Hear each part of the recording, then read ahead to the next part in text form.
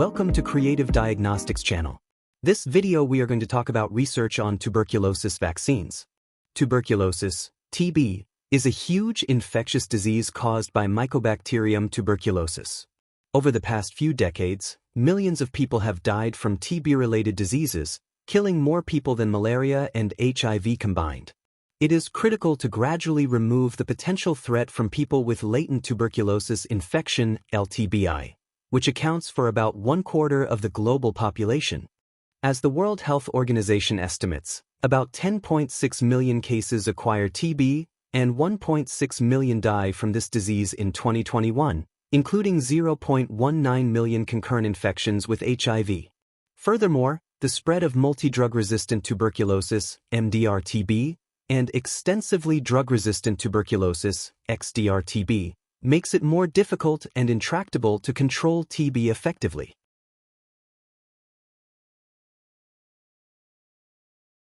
Bacillus calmette-guerin, BCG, the only licensed vaccine, is limited to prevent TB. Its efficacy against several aggressive childhood forms of TB such as meningeal and disseminated TB is well recognized, but highly variable at all ages against pulmonary TB, PTB, remains a major concern.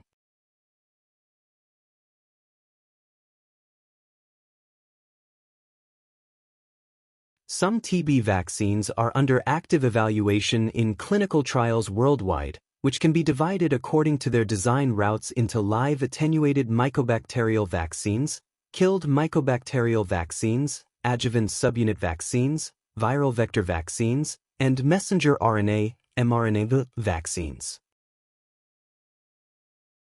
Each of these vaccines has its own advantages and disadvantages. Live attenuated vaccines usually produce long-lasting immunity and do not require adjuvants. Nonetheless, they have some drawbacks, such as high feasibility costs, difficulty in manufacturing, and the risk of causing autoimmune reactions, allergic reactions, or disease in individuals with HIV infection or other immunodeficiencies. Production processes for inactivated mycobacterium vaccines are well established and simple. However, they may not be perfect, resulting in the reversal of the attenuated form to the pathogenic form. Recombinant subunit vaccines may face limitations in terms of immunogenicity because they typically consist of several Mycobacterium tuberculosis immunogens. They have the disadvantage of focusing on a narrow set of antigens with suboptimal activity and require a suitable immunostimulatory adjuvant or delivery system to enhance their immune response. Viral vector vaccines have the following advantages. 1. They can carry genes encoding large antigenic fragments. 2. They can induce high levels of humoral and cellular immune responses. And 3. They do not require adjuvants to enhance the immune response.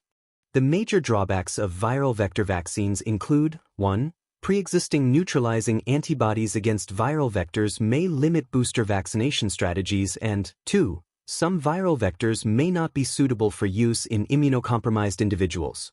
Due to the overwhelming success of mRNA vaccines in defeating COVID-19, mRNA vaccines with lipid nanoparticle delivery systems have attracted significant interest.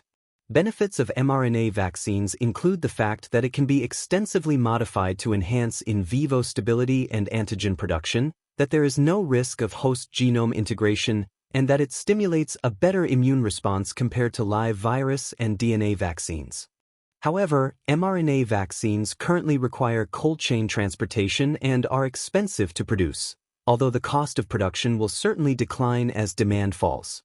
Alternatively, virus-like particles, VLPs, present excellent prospects in the field of vaccine development as a result of their beneficial immunological features, including good safety without containing viral nucleic acid, repetitive surface geometry, mimicking the size and structure of original viruses and enhancing both innate and adaptive immune responses. Since the discovery in the 1980s that capsid proteins of polyomaviruses can self-assemble into VLP, research on VLP vaccines has developed rapidly. In the field of vaccine development, the main shortcomings of VLP vaccines are their complex and slow development process and high production cost. 1. Construction and cloning of viral structural genes. The construction of VLP requires not only the gene sequence of the corresponding virus but also the gene of the target antigen that can be inserted into the gene of the vector capsid protein without affecting the self-assembly of the VLP. 2. Screen the appropriate expression system. Common VLP expression systems include E. coli, yeast, insect cells, etc. Depending on the expression system, there may be different risks, such as low expression, expensive production, etc., so the appropriate expression system needs to be selected carefully. 3. The purification process of VLP involves the steps of cell fragmentation, isolation and purification, sterilization and filtration, which will face some problems such as VLP degradation, VLP structure destruction, and difficult removal of host nucleic acid. 4. Assembly efficiency. Some VLP may need to be depolymerized and reassembled in vitro to improve the stability, homogeneity, and immunogenicity of the particles, which has strict requirements for the process. 5. After the structural protein is assembled, whether the ideal structure of the VLP is formed needs to be identified by identification. The main objective of vaccination is to establish a long-term effective immune memory for rapid control of Mycobacterium tuberculosis infection. Multiple immune mechanisms engaged by TB vaccines elicit immune responses involving CD4 T cells, CD8 T cells, B cells, and other immune cells such as NK cells and unconventional T cells.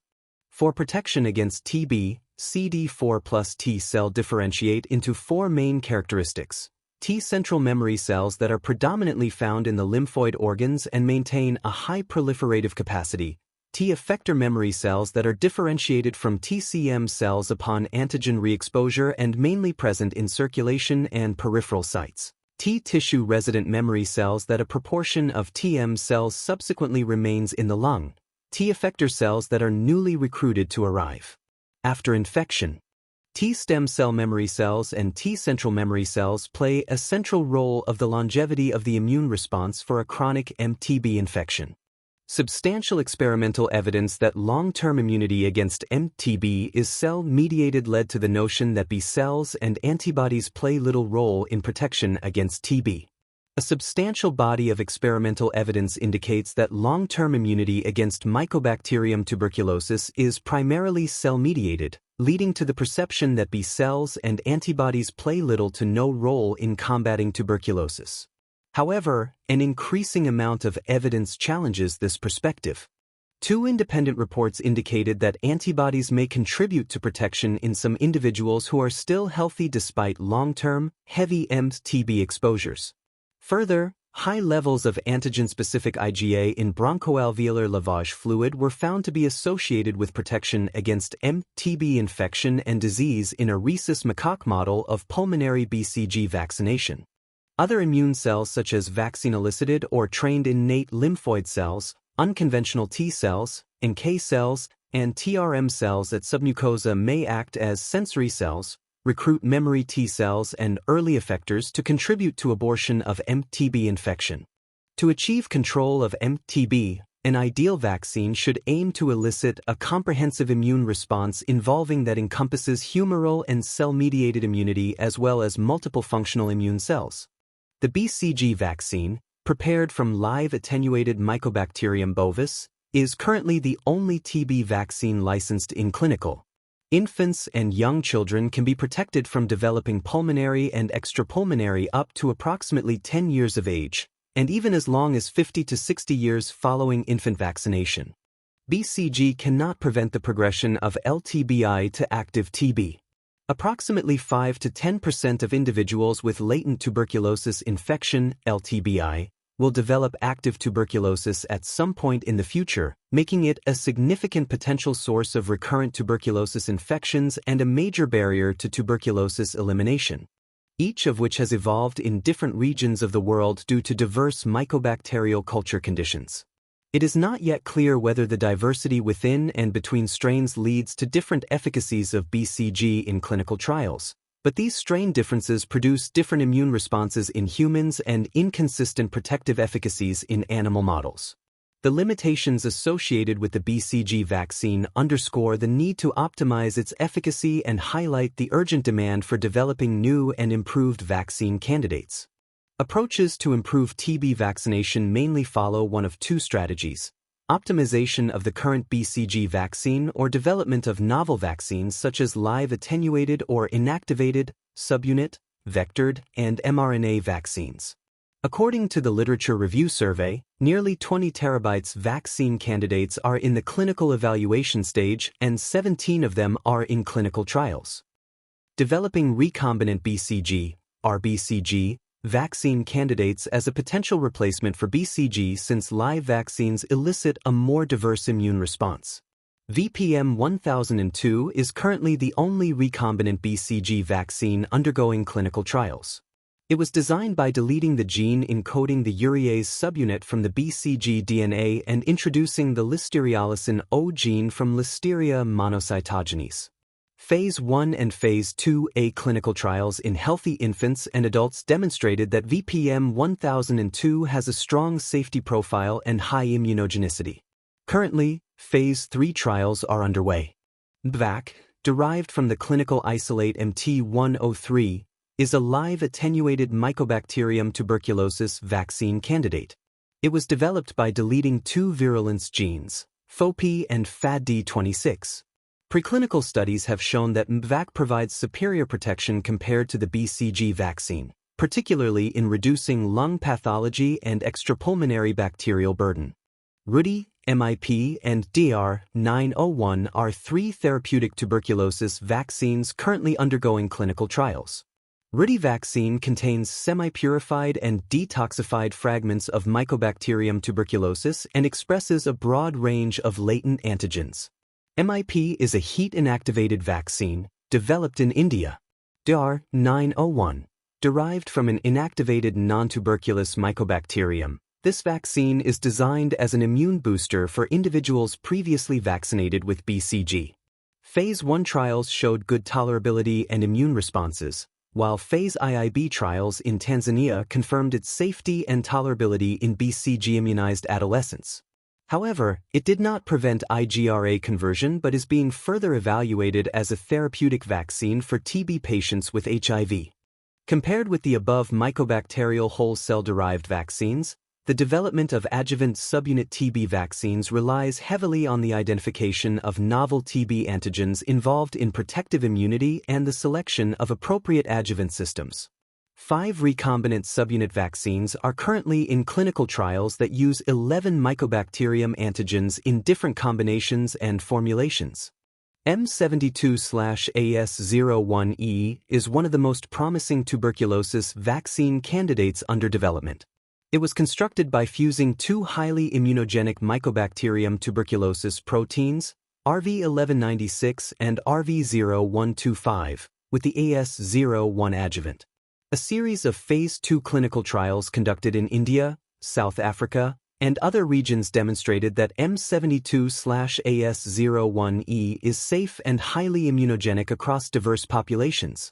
Notably, a Phase 2B trial showed approximately 50% efficacy in preventing active pulmonary tuberculosis over 3 years in individuals with latent TB infection. Currently, a large-scale Phase 3 trial is underway to further evaluate its safety and effectiveness in adolescents and adults across multiple countries. GAM-TB-Vac employs a novel formulation combining 3 Mycobacterium tuberculosis antigens, AG85A, ESAT6, and CFPH10, fused with a dextrin-binding domain, DBD, and paired with an adjuvant containing a TLR9 agonist. Phase 1 and Phase 2 clinical trials in Russia have demonstrated that GAM-TB-Vac has an excellent safety profile and strong immunogenicity. This vaccine formulation has garnered significant attention due to its well-defined molecular composition, non-vector-mediated targeted immunity, and the slow antigen release effect that induces durable immune responses. Viral vector vaccines are one of the most useful methods to induce humoral and cellular immunity against TB. MVA-85A was the first viral vector vaccine licensed in clinical evaluation. It had a favorable safety and immunogenicity profile in diverse populations in early trials, but proved ineffective in Phase 2b clinical trials. Inspired by the tremendous success of the COVID-19 mRNA vaccine, the development of mRNA vaccines against other infectious diseases such as monkeypox and tuberculosis has received unprecedented attention. As early as 2004, researchers demonstrated the protective effect of RNA vaccines against tuberculosis, though their efficacy was lower compared to the BCG vaccine. In 2023, a randomized, controlled, dose-finding Phase 1 clinical trial for BNT164, the first mRNA-based vaccine candidate targeting tuberculosis, was initiated. This trial aims to evaluate the safety, reactogenicity, and immunogenicity of two investigational vaccine candidates, BNT164A1 and BNT164B1, against tuberculosis. VLPs are hollow particles that contain one or more self-assembled, structural proteins of a virus but do not contain viral nucleic acids, commonly known as pseudoviral particles. Compared with a single protein or peptide, the conformational epitopes of VLPs are more similar to that of original viruses, thus significantly enhancing the level of immune response. Without affecting the structure of VLPs, some targeted amino acid sequences can be inserted or deleted in accordance with requirements, and artificial modifications can be made to construct chimeric VLPs. In addition, VLPs can also be developed as carriers to deliver some small molecules or drugs, or as carriers for the delivery of DNA or RNA vaccines to improve their immune efficacy or for gene therapy. Nevertheless, the insertion of the sequence of target antigens should not significantly influence the formation of VLPs, and the appropriate expression system should be selected carefully. Moreover, a proper purification method should be explored to avoid common problems such as VLP degradation, VLP structure destruction, and difficult removal of host nucleic acid. Whether the ideal structure of the VLP is formed also needs to be identified after assembly efficiency is assessed. Various expression platforms, including eukaryotic, prokaryotic, and cell-free systems derived from eukaryotic or prokaryotic expression systems, can be employed for producing VLPs. Eukaryotic expression systems include yeast systems, mammalian cell systems, baculovirus/insect cell systems, and plant systems. Prokaryotic systems mainly include E. coli systems, while cell-free systems include wheat germ cells and rabbit respiratory systems according to the source of raw materials. In general, the viral proteins produced by mammalian cells and plant cells have the most complete structures and functions, which are conducive to the efficient packaging of VLPs and the maintenance of VLPs activity. Influenza A VLPs have been successfully used as vaccine expression platforms, including mammalian cells and B/IC. Hemagglutinin, HA, and neuraminidase, NA, are two major glycoproteins on the surface membrane of influenza A virus.